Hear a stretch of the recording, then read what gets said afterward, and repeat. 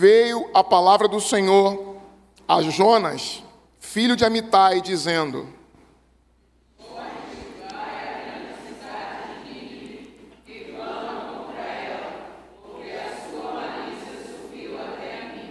Jonas se dispôs, mas para fugir da presença do Senhor para Tarsis, e tendo descido a Jope, achou o navio que ia para Tarsis, pagou, pois, a sua passagem, e embarcou nele para ir com eles para Tarsis, para longe da presença do Senhor.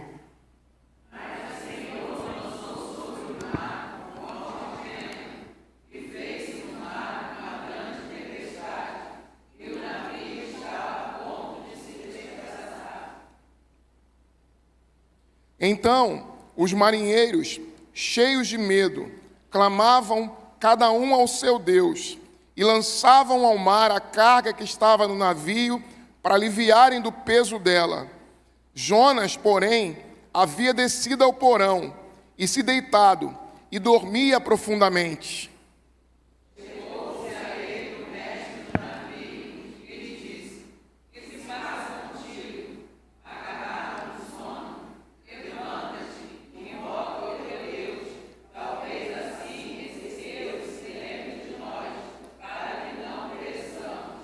E diziam uns aos outros: vinde e lancemos sortes, para que saibamos por causa de quem nos sobreveio este mal.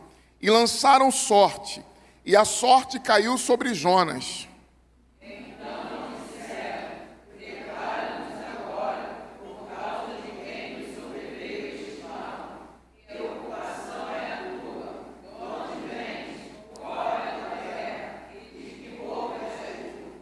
Então lhe respondeu: sou hebreu, e temo ao Senhor, o Deus dos céus, que fez o mar e a terra. Palavra do Senhor, pode tomar seu assento.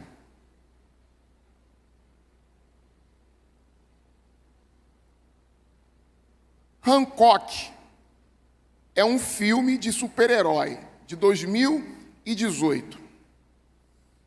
Ele segue uma história de um homem com superpoderes, um herói. Esse herói é diferente de todos os outros, porque ele é mal visto. Eu não sei se você já viu esse filme. O ator principal que faz o papel do Hancock é o Will Smith, e ele é aquele anti-herói, atrapalhado, destrói tudo pela frente, poder enorme e não consegue controlar o seu poder. É um herói mal visto, é um herói bem antipático, sem popularidade. É um herói que não atrai a atenção das pessoas.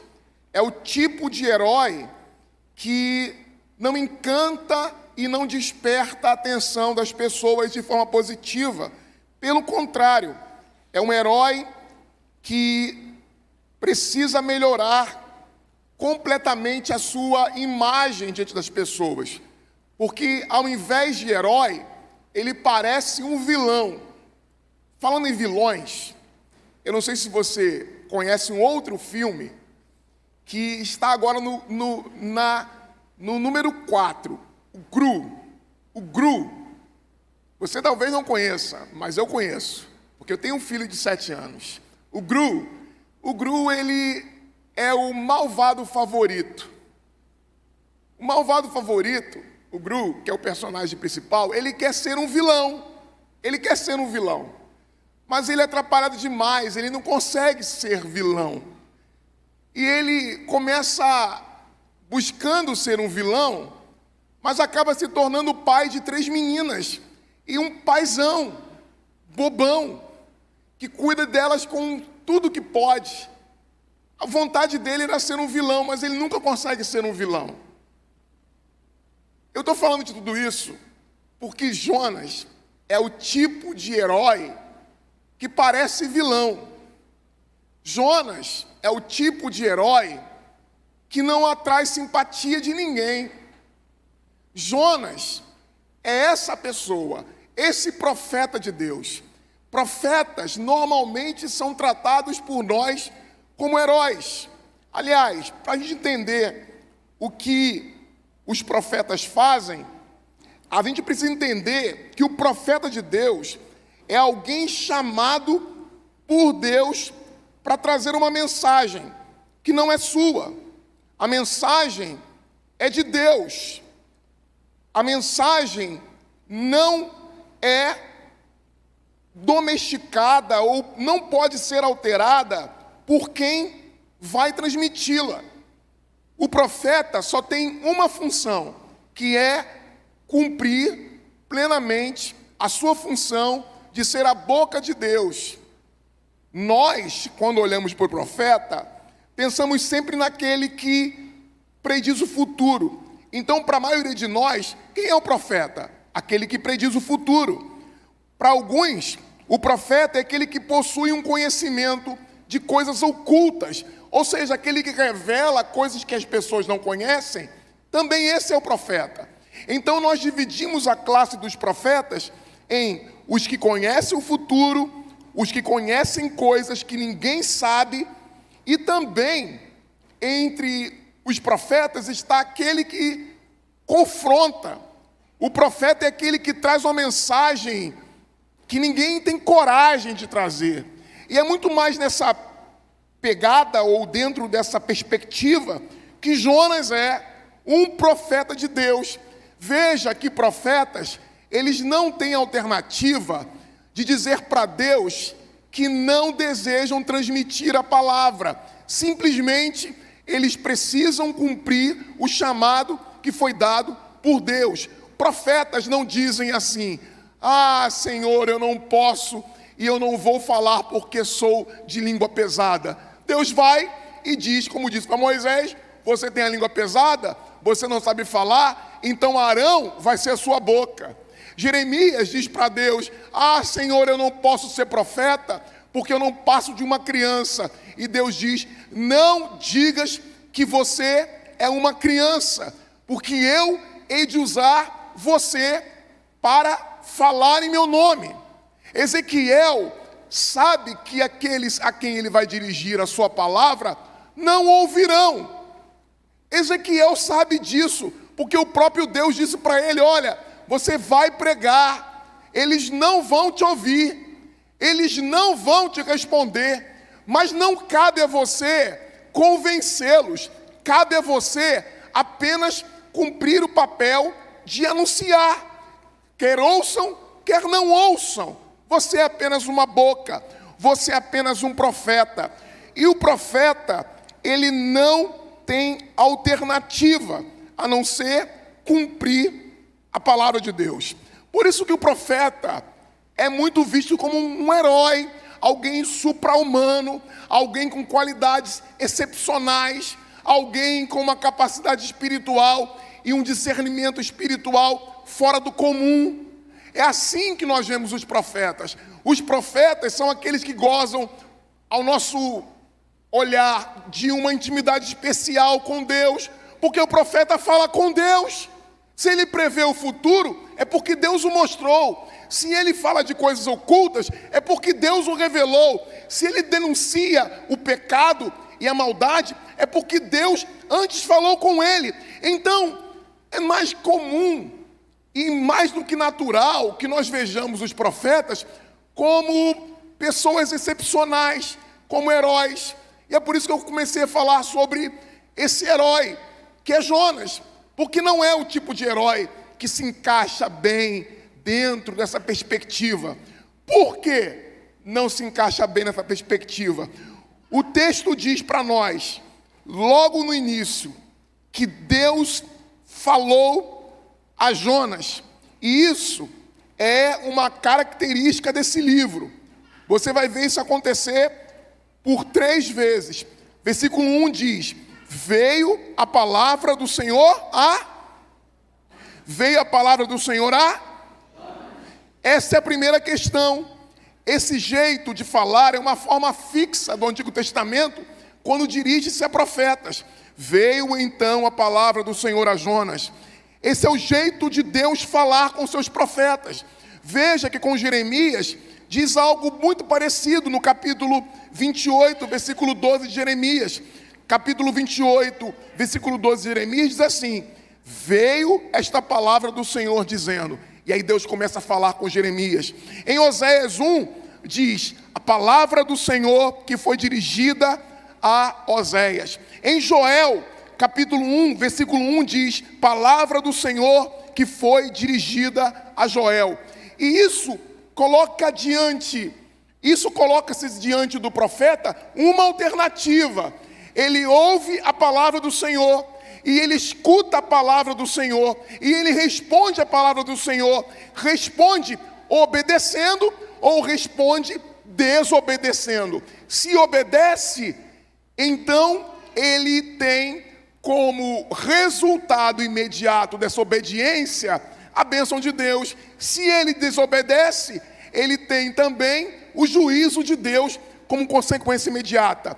A primeira questão é que o profeta está ouvindo a voz de Deus. Não é um anjo, não é um mensageiro, um intermediário. É Deus que está falando. Assim como eu e você. Preste atenção e pense por um momento. Eu sou apenas um vaso, como foi aqui falado. Eu sou apenas uma boca. Mas veio a palavra do Senhor à igreja presbiteriana da cidade de Belfor Roxo. Nós estamos aqui recebendo a palavra do Senhor. A segunda questão do texto é que a palavra ela tem uma ordem muito clara. Olha comigo no texto. Olha comigo, Deus não faz rodeios. O que Deus diz no texto? Veio a palavra do Senhor a Jonas, filho de Amitai, dizendo: dispõe-te e vai para a grande cidade Nínive e clama contra ela, porque sua malícia subiu a mim. Então Deus diz: levanta e vai. Em outras traduções diz: dispõe-te e vai para a grande cidade Nínive. Clama contra ela. A mensagem de Jonas, inicialmente, não é uma mensagem para adular a cidade de Nínive. Não é não. Deus está dizendo: vai lá e clama contra a cidade de Nínive. Vai lá e diga para eles que a minha sentença chegou para eles. Vai lá e diz para a cidade de Nínive que eles podem ser destruídos durante um período de 40 dias se eles não se converterem. Vai, Jonas, e me obedece. Veja que eu falei com vocês, usando o exemplo de alguns profetas, que resistiram em ouvir a voz de Deus. Muitos profetas tiveram dificuldades em ouvir a voz de Deus. E o que acontece quando alguém tem dificuldade de ouvir a voz de Deus? Aquilo que normalmente nós vemos no texto bíblico, eles argumentam com Deus. Quando um profeta não quer fazer algo que Deus disse claramente para ele, quando um profeta se rebela contra a vontade de Deus, ele normalmente argumenta. Como eu disse aqui no caso de Jeremias, ele disse: eu sou uma criança. Eles não vão me ouvir. E é provável que Jeremias realmente fosse um jovem de 12 anos. E era provável que a reputação dele fosse questionada. Porque um moleque vai falar comigo e diz que é Deus que está falando. É verdade, Moisés tinha dificuldade de falar. E porque tinha dificuldade de falar, como faria grandes discursos? Como se apresentaria diante do faraó, que era o Deus, o homem-deus presente na terra para os egípcios, e que amedrontava a todos, porque o Egito era a maior potência mundial bélica da época. Normalmente os profetas resistem. Jonas não resiste. Jonas não fala absolutamente nada, só não obedece. A terceira questão, ela é geográfica. Eu não sei se você sabe, mas os profetas normalmente, eles profetizavam e anunciavam a mensagem na sua terra. Oséias pregou para o reino do norte. Isaías pregou para o reino do sul. Os profetas, eles falam para o seu povo. Os profetas, normalmente, não há outro registro senão esse, eles não profetizam lá na terra aonde eles foram enviados. Eles não são enviados para profetizar em uma outra terra, ainda mais uma terra pagã, inimiga. Cada profeta fala ao seu povo, mas aqui não. Jonas tem que ir à cidade de Nínive para anunciar uma mensagem contra ela. Os profetas dirigem uma mensagem contra as nações, normalmente sem se deslocarem até elas.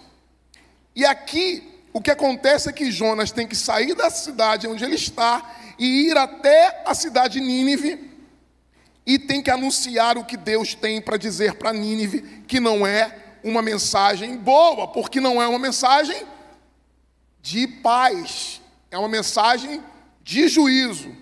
Mas há uma quarta questão importante, além dessas que eu já expus. A primeira que eu expus foi: Deus é quem está falando. Quando Deus está falando, Ele dá clareza naquilo que Ele está falando, porque Ele dá uma ordem muito clara para Jonas. A terceira questão é a geografia. Jonas tem que sair de onde ele está, ir para a cidade de Nínive, uma cidade pagã, uma cidade violenta, onde as pessoas o odeiam. Mas há uma questão ainda muito mais importante, que é a quarta, que é o motivo. Qual é o motivo que Jonas sai para pregar? E o texto diz no versículo 2: porque a sua malícia subiu a mim. Então pense comigo, é lógico que essa cidade é uma cidade que amedronta qualquer pessoa. É lógico que essa cidade é uma cidade odiada por Jonas. Décadas antes, essa cidade, eles entraram no reino de Israel e dizimaram todos que estavam ali. Trataram os israelitas da pior forma possível. Mais que isso, sabe, você talvez não saiba, mas Nínive era conhecida e famosa por ser um dos impérios mais cruéis entre os assírios. Nínive era a capital do Império Assírio. Inimigos mortais de Israel. Inimigos mortais de Israel. Jonas está ouvindo uma palavra de Deus, uma ordem de Deus. Jonas está sendo chamado a deslocar-se de onde estava para ir à cidade de Nínive, porque a malícia deles aborreceu a Deus. E se Deus não aguenta mais a malícia de Nínive, Jonas, o nosso herói, talvez tenha motivos para ter medo de sair da sua cidade e de enfrentar uma cidade enorme que é conhecida pelos seus feitos de maldade. Só para vocês terem ideia, Nínive era uma cidade tão sangrenta e sanguinária que eles, depois de capturar os seus inimigos, eles cortavam as pernas e o braço e deixavam o outro braço para espalhar pela cidade. Apertavam a mão com o escárnio da pessoa que morria, forçavam os familiares das vítimas, como prisioneiros, a esticarem os corpos dos seus familiares mortos pela cidade, crucificavam, esfolavam as pessoas vivas. É essa cidade que Deus está enviando Jonas. Está enviando uma cidade que queimava adolescentes, que violava as mulheres virgens, que tratava aos velhos como escravos.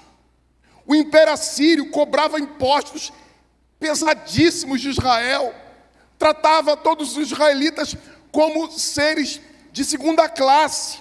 Nínive é uma cidade sanguinária, repleta de mentiras, roubava dos povos, faziam com que os povos se tornassem escravos e levava esses povos à miséria.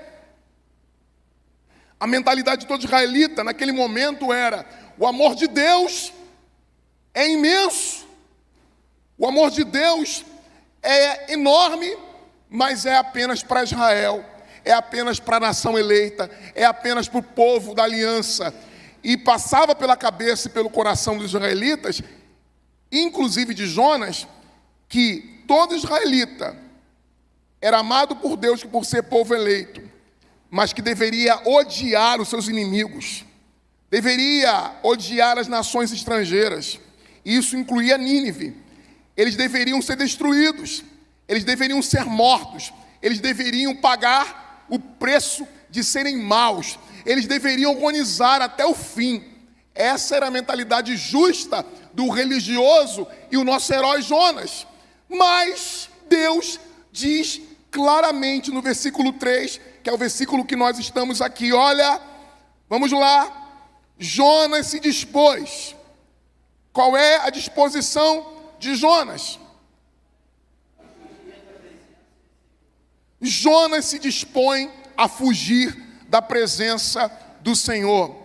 Jonas se dispõe a fugir da presença do Senhor. Os outros profetas argumentavam com Deus. Senhor, eu não passo de uma criança. Senhor, minha mãe morreu. Eu não posso ir pregar. Senhor, eu estou viúvo. Senhor, eles não vão me ouvir, vão me matar. Jonas não fez absolutamente nada. Jonas não argumentou. Jonas não faz nada, a não ser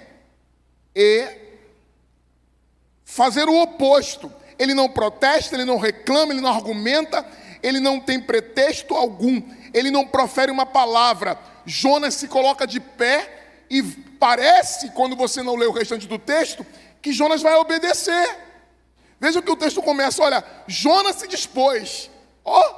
Jonas se dispôs. Isola o restante do texto. Esquece a história, que você sabe que vem depois. Você tem a impressão que Jonas vai ouvir, sim ou não? Quando você escuta que alguém se dispôs, é porque alguém está se preparando para cumprir a ordem que recebeu. Só que o texto diz, olha, Jonas se dispôs, mas para fugir da presença do Senhor para Tarse. Então você precisa saber um pouquinho de Tarse, porque Tarse também era uma cidade pagã. Era uma cidade que era rica em comércio, em minério, em ferro, em chumbo.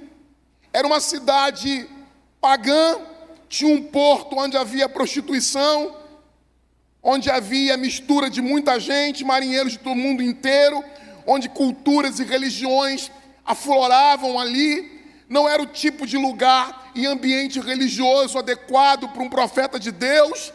Mas Jonas opta em ir para Tarse, o extremo oposto de Nínive.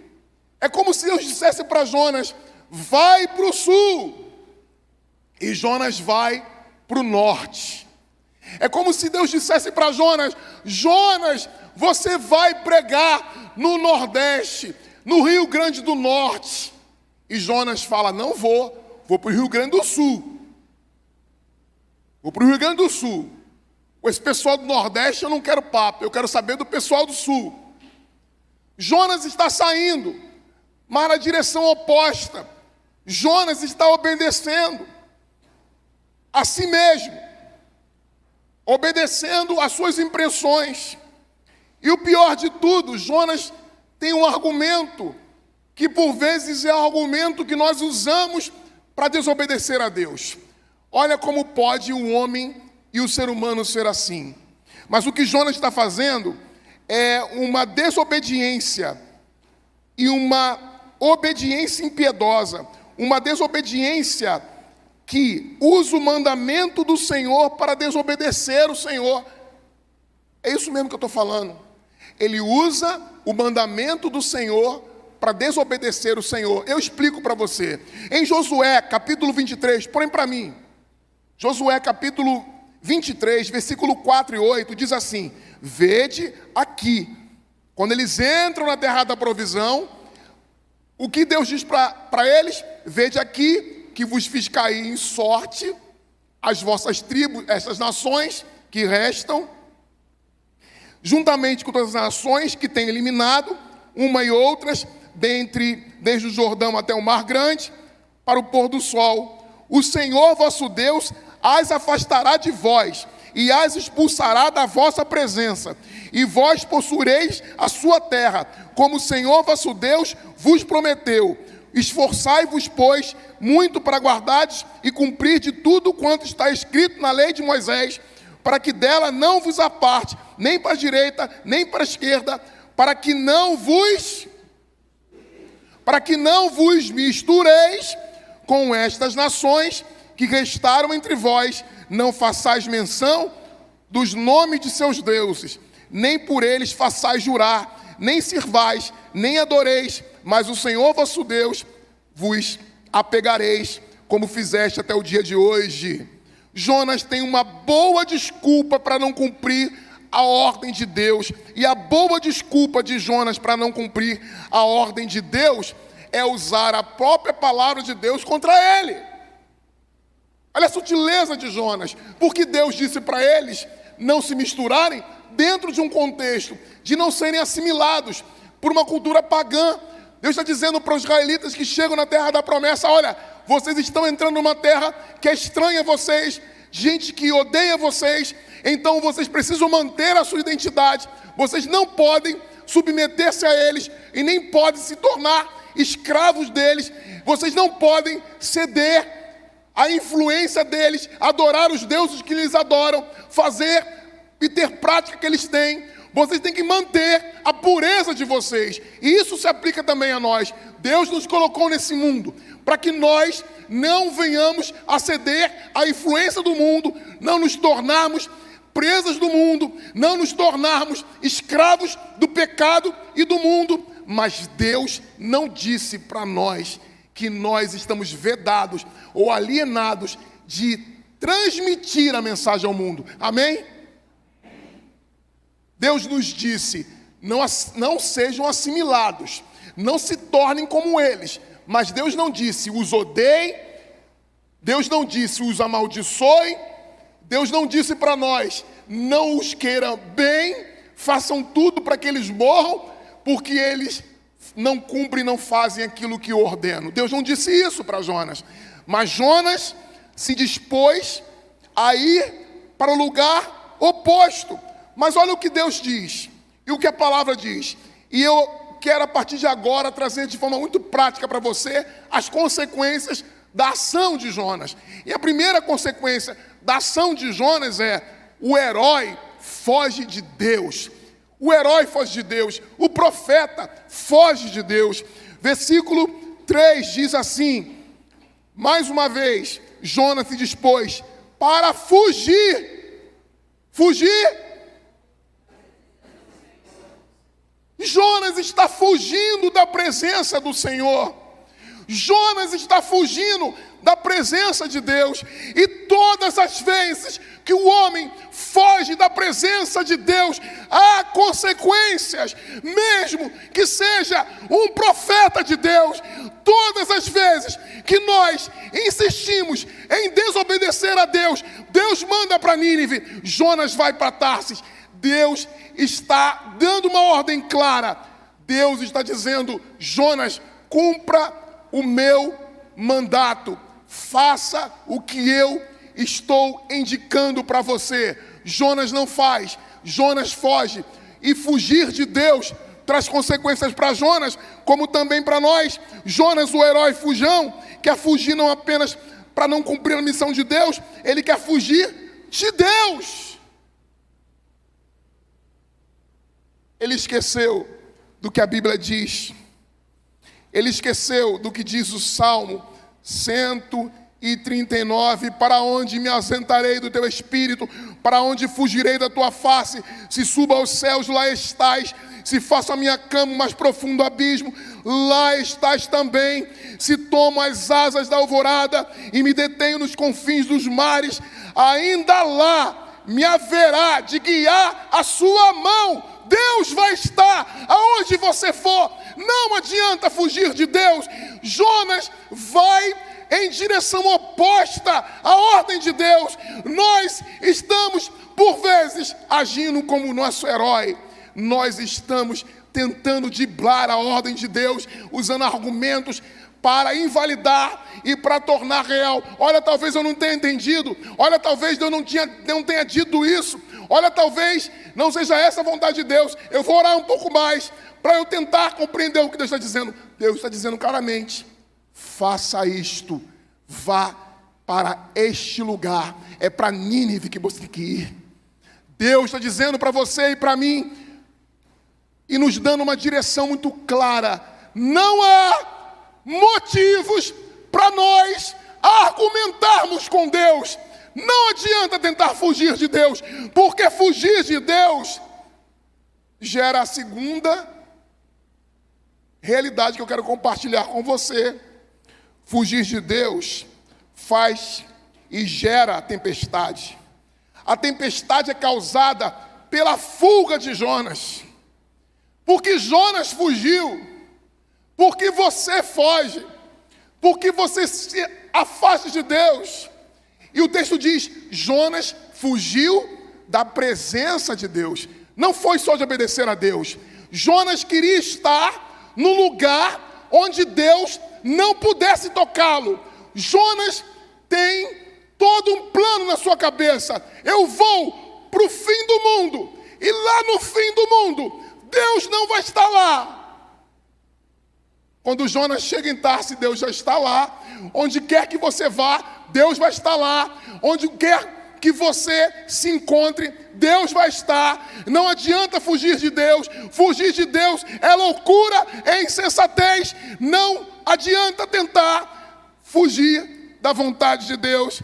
Então as tempestades são causadas pela fuga de Jonas. E aí eu quero trazer de forma muito prática para você, porque o texto diz assim, olha, o texto diz assim, final do versículo 3, para longe da presença do Senhor é o que Jonas está fazendo. Versículo 4 diz assim, mas, leia comigo.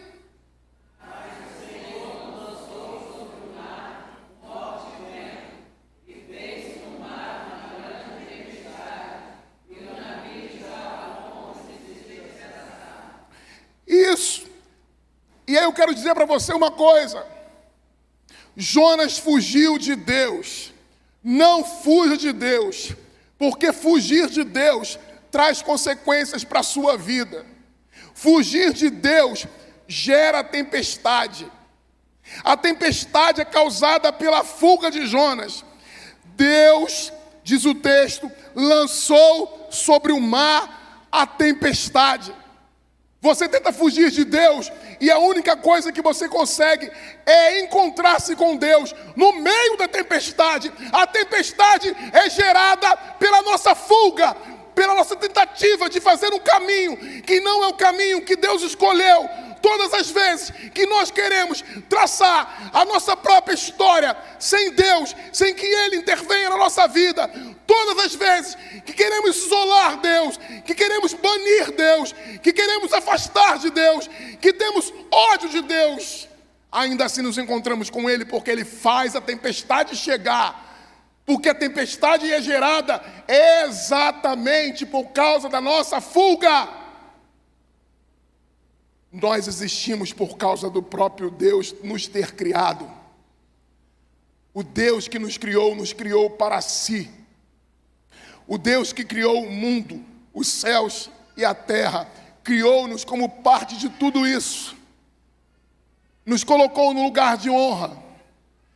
Nos projetou para sermos a menina dos seus olhos. Deus ama a humanidade inteira, como temos pregado aqui incessantemente. Mas o amor de Deus se manifesta também em que as tempestades, elas vêm ao nosso encontro, elas acontecem exatamente para nos frear, para pôr limites à nossa loucura, para pôr limites à nossa insensatez, para dizer para a gente quem é que comanda a história da nossa vida. Não adianta tentar ir para Tarsis. Não adianta fugir da responsabilidade. Não adianta se ausentar da igreja. Não adianta tentar fingir que Deus não existe. Não adianta no seu coração se fechar para Deus. Não adianta no seu coração renunciar à existência desse Deus ou dessa fé. Deus vai mostrar para você que Ele tem controle sobre os céus e a terra, e todas as coisas cooperam e agem segundo o seu propósito, segundo a sua vontade. Segundo a sua vontade, todas as coisas acontecem. Eu posso traçar um paralelo entre a fuga de Jonas e as suas consequências e a nossa própria vida. Quando nós fugimos do propósito de Deus, quando nós buscamos um caminho que não é nosso, mas é o caminho que nós escolhemos assim mesmo. Nós rejeitamos o caminho de Deus. Veja que ao se afastar de Deus e fugir de Deus, não somente a tempestade é gerada. Observe comigo, preste atenção no texto. Jonas começa a ter uma queda. Jonas começa a cair. Porque quando nos afastamos de Deus, a queda é certa. Isso inclui geografia. Porque se você fizer uma análise do lugar onde Jonas estava e para onde ele foi, Tarsis é uma cidade baixa. E ele tem que ir e deseja ir para um lugar que geograficamente já é um lugar onde há uma queda, uma descida. Mas observe comigo que o texto vai mostrar isso para a gente melhor ainda. Mas o Senhor, versículo 4, lançou sobre o mar um vento e fez-se no mar uma tempestade. E o navio estava a ponto de despedaçar. Então os marinheiros, cheios de medo, clamavam um ao seu Deus e lançavam ao mar a carga que estava no navio para aliviarem o peso dela. Jonas, porém, havia descido. E essa ideia, segundo os estudiosos, essa ideia de descido, não tem apenas um aspecto geográfico, de locomoção. É a ideia ambígua, deixada no texto, para dizer, olha, Jonas desceu. E ele desce ao navio, e desce ao mais profundo do navio, e depois desce mais ainda, porque é engolido pelo peixe, e dentro do peixe, lá dentro, ele desce até o fundo do mar, e dentro do peixe, ele experimenta aquilo que é dito lá no Novo Testamento, 3 dias e 3 noites, ele está dentro do peixe, assim como Jesus esteve 3 dias e 3 noites, abraçado pela terra, dentro da sepultura. O que Jonas experimentou foi uma descida ladeira abaixo, porque fugir de Deus gera tempestade e traz uma derrocada para a nossa vida. Vamos descendo, vamos caindo, caindo até o fundo do poço, até dentro da barriga do peixe, até ser engolido pela desgraça, até ser abraçado pela morte, até ser destruído por completo. E quando falo isso, não é apenas no sentido físico, é principalmente no sentido espiritual. A descida aqui é uma descida para dentro, é uma descida para dentro da barriga do peixe. Veja que o texto diz, Jonas, porém, havia descido ao porão e se deitado, e dormia profundamente. Depois nós vamos ver que ele é engolido pelo grande peixe. Mas mais que isso, o versículo 6 diz, chegou-se a ele. Jonas está dormindo no porão, deitado, dormia profundamente.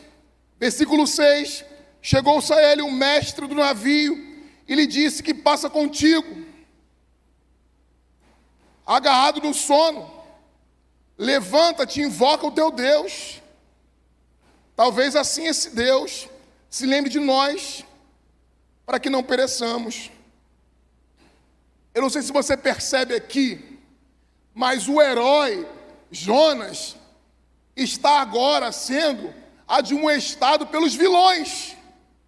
Porque os vilões são os marinheiros pagãos, não conhecem a Deus, não sabem quem Deus é. Às vezes as pessoas caem tanto, e você às vezes é cristão e cai tanto, que até o ímpio fala para você, fulano, quando você estava na igreja, quando você vivia com Deus, sua vida era melhor, volta para a igreja, porque você não sabe viver no mundo. Às vezes a desgraça é tão grande, a miséria daquele que abandona a fé, daquele que renuncia a Deus é tão grande que até os ímpios, até os pagãos ficam assustados com a dimensão da miséria em que estão vivendo essas pessoas. Pense no filho pródigo. Pense no filho pródigo e pense em Jonas. Pense na história do filho pródigo e pense em Jonas. Porque Jonas é e pode ser encaixado plenamente na história do filho pródigo. E Jonas, ora se comporta como o filho mais velho e ora se comporta como o filho mais novo. Ele se comporta como o filho mais velho quando ele tenta fugir de Deus. E ele se comporta como com o filho mais novo quando foge de Deus. Aliás, quando foge de Deus, ele se comporta como o filho mais novo. E quando ele insiste em não cumprir e obedecer a Deus, ele está agindo como o filho mais velho, que acha que a bênção é somente para ele e não pode ser repartida com seu irmão. De forma que eu e você precisamos enxergar em Jonas a nós mesmos. Enxergar Jonas, o profeta de Deus. Olha para mim, presta atenção. Jonas é profeta de Deus. Deus deu uma ordem muito clara para ele. O que ele fez foi desobedecer. E ao desobedecer, ele atrai para si a tempestade. Não apenas para ele, mas para todos que estão à sua volta. Olha comigo, presta atenção. Os marinheiros estão desesperados. O barco vai afundar.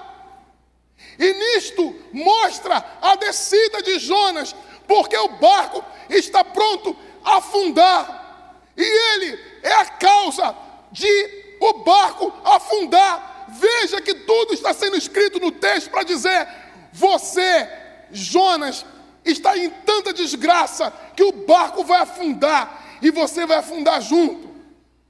Jonas está indiferente.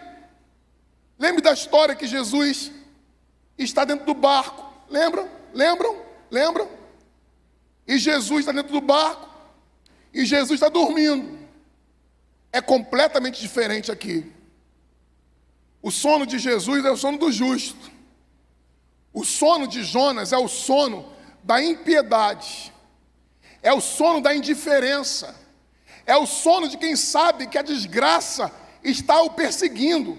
Eu não sei se você já passou por um momento difícil, de luta, que às vezes, quando a gente está vivendo em luta, a gente quer dormir, para dormindo, esquecer por um tempo a desgraça que está na nossa vida. A gente quer dormir para fugir, dormir para esquecer, dormir para tentar apagar a miséria que estamos vivendo. E eu quero dizer para você, você está vivendo nisso, eu quero dizer para você que mesmo na tempestade, que mesmo sendo engolido pelo grande peixe, que mesmo descendo, a nossa descida vai fazer com que haja em breve um resgate, uma subida, uma mudança. Jonas desce e desce cada vez mais, desce até se afundar no abismo. Jonas entra na barriga do peixe, e é o que nós vamos ver nas próximas pregações, porque Jonas está fugindo de Deus, e quando fugimos de Deus, e quando nos escondemos de Deus, tentamos nos refugiar no sono, na indiferença, mas todas as vezes que isso acontece, nós vamos caindo.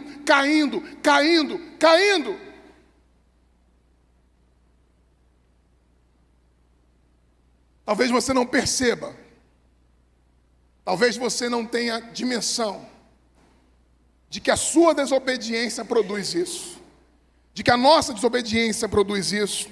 Mas como os heróis e os vilões, como nós que somos os heróis, porque somos cristãos, por que que nós, ou como nós agimos, reagimos, como os marinheiros reagem? Veja comigo o texto.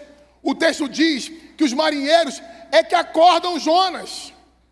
Jonas acorda, Jonas se levanta, Jonas sai dessa indiferença.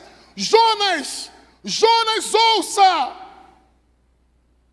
Talvez Deus vá usar alguém para dizer para você: acorda do seu sono, saia da tua indiferença, pare de brincar com Deus, pare de tentar a Deus, pare de provocar a ira de Deus. E quem faz isso é o ímpio. Porque Jesus diz: se nós não falarmos, as pedras vão falar em nosso lugar. E por vezes estamos entorpecidos, envenenados, amargurados, de forma tão violenta, que aquele que nunca ouviu falar de Deus consegue nos ensinar mais do que nós somos capazes de perceber naquele momento. Então a mensagem de Jonas é uma mensagem para nós. Qual o caminho que você está fazendo?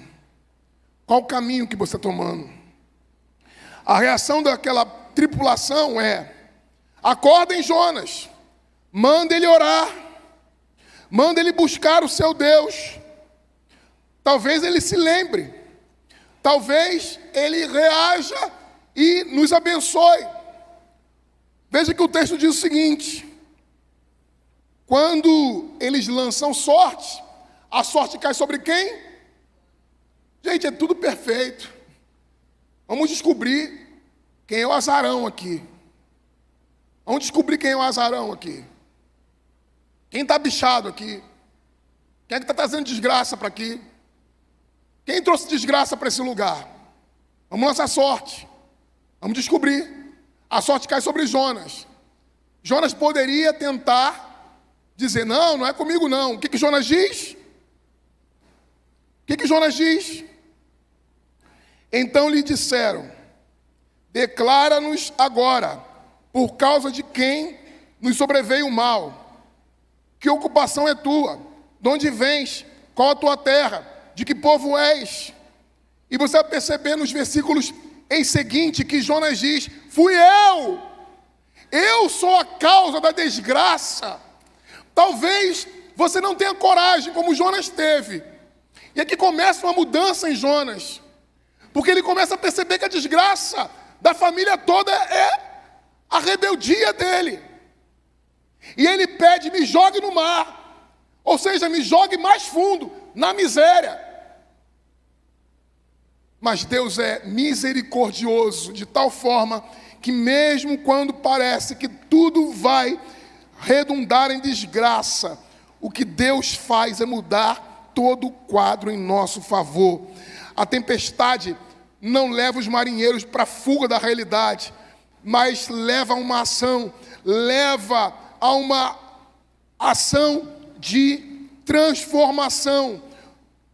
Jesus, quando dormia no barco, um sono profundo, numa realidade bem próxima daquilo que nós estamos relatando aqui. O sono de Jesus era de profunda confiança no seu Deus. Jonas dorme porque é insensível, despreocupado, egoísta, que foge da realidade. E talvez você precise ser acordado por um comandante incrédulo, descrente, e que diz ao santo profeta que se levante e faça uma oração. Eu não sei se você percebe a ironia aqui. É o incrédulo que manda o profeta se levantar e orar. É o pagão que diz para o profeta: levanta e ora. Às vezes nós estamos tão insensíveis e tão obcecados em cumprir e fazer a nossa vontade, que Deus precisa levantar gente que não tem absolutamente nenhuma relação com Ele, para dizer para a gente: levanta e ora e clama o teu Deus. Veja se não é isso. Veja se não é isso que o texto diz. Ele diz para ele: levanta-te, invoca o teu Deus. Quem está dizendo isso não é o profeta. Quem está dizendo isso é o pagão, é o descrente, é o marinheiro estrangeiro, é o comandante do barco, que está dizendo para mim e para você: levanta e ora. Esqueceu do teu Deus? O esquecimento do teu Deus gera isso. Por fim, meu irmão, minha irmã, eu quero dizer para você que no último versículo que nós lemos, nós vemos uma mudança já acontecendo em Jonas e que nós também precisamos experimentar. Jonas, apesar de duro, Jonas, apesar de um herói meio vilão, no versículo 9, Jonas lembra-se de quem ele é, lembra-se do Deus da aliança, lembra-se das promessas de Deus, lembra-se que Deus jamais o abandonaria, lembra-se de que a sua identidade não pode ser forjada pela situação que ele está vivendo, pela circunstância de medo, de ódio, e o ódio dele o consumiu de tal forma que ele foi arrastado para o fundo, para o abismo. O ódio sempre produz destruição e joga-nos para o abismo. O que o texto diz no versículo 9 é que Jonas começa a ter um vislumbre de recordar-se quem ele é. E o texto diz: Jonas respondeu: sou hebreu, temo o Senhor, o Deus do céu, que fez o mar e a terra. E isso ele responde aquilo que perguntavam os marinheiros antes, porque eles perguntavam: que ocupação é a tua? De onde vens? Qual a tua terra? E que povo tu és? Olha que a ideia dos marinheiros é: você é alguém que pode ser definido pelo lugar que tu moras, pelo trabalho que tu tens, pela realidade que tu vives. Veja que o texto claramente está estabelecendo que para os marinheiros e para os pagãos, Jonas é alguém que pode ser definido a partir da sua ocupação. Que ocupação é a tua? Da onde você vem? Qual é a sua terra? E o povo, qual é o teu povo?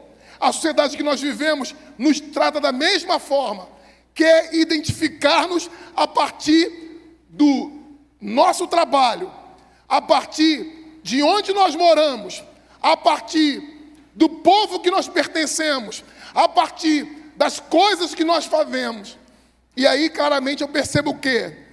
Que a identidade de Jonas não pode, assim como a nossa, ser forjada pela fuga, pelo medo, pela desgraça temporária que nós vivemos. Maior do que a tempestade, maior do que a minha incredulidade, maior do que a realidade que estou vivendo agora, é o Deus a quem eu sirvo. E Jonas deixa isso muito claro, porque ele diz, olha, eu sou hebreu, eu temo o Senhor, eu sirvo ao Deus dos céus, que fez os céus, que fez os mares. Eu e você somos definidos por Jesus Cristo, nosso Senhor. É Ele quem nos define. Não é a desgraça que vivemos aparentemente agora.